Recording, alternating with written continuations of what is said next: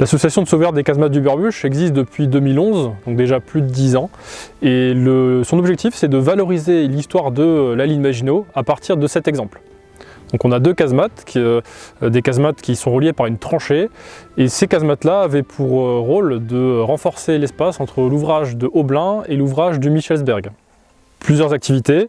Ces activités, c'est déjà de restaurer les lieux, sauvegarder, rénover et rééquiper les casemates exactement comme elles l'étaient en 1940 et de faire également des recherches historiques pour retrouver le parcours de chacun des 38 hommes qui étaient affectés ici à l'époque, en retrouvant leur famille, en collectant des documents, des photos pour essayer de retracer au plus près l'histoire de ces casemates qui ont notamment combattu en juin 1940.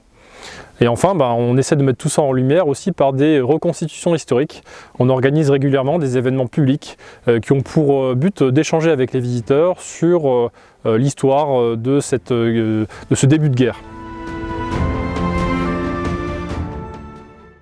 Alors donc la CCB3F nous apporte également un soutien financier, mais pas seulement, aussi un soutien en matière de conseils, mais aussi elle essaye, je dirais, de montrer sur le plan local que la ligne Maginot c'est une richesse.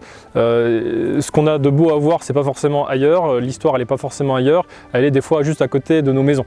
Et donc la ligne Maginot en fait partie, et le site des casemates du Burbuche, comme les autres ouvrages de la ligne Maginot, en font partie.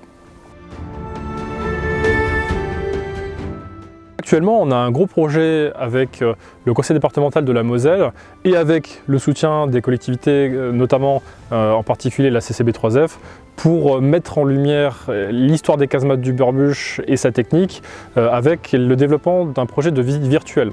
Donc c'est un gros projet qui est en train d'être développé pour que les gens toute l'année puissent visiter virtuellement à partir de leur téléphone portable, donc avec la création de vidéos, de fiches techniques, etc. pour que même en notre absence, on puisse en savoir plus sur ces fortifications. Parce qu'aujourd'hui, vous allez vous promener là en forêt, vous allez voir des casemates, mais sans forcément comprendre toute l'histoire qu'elle cache. Ce projet de visite virtuelle va permettre au cours de l'année 2022, à partir du panneau qui est déjà en place à l'entrée du site, et à partir d'un QR code, d'en savoir plus sur ces casemates.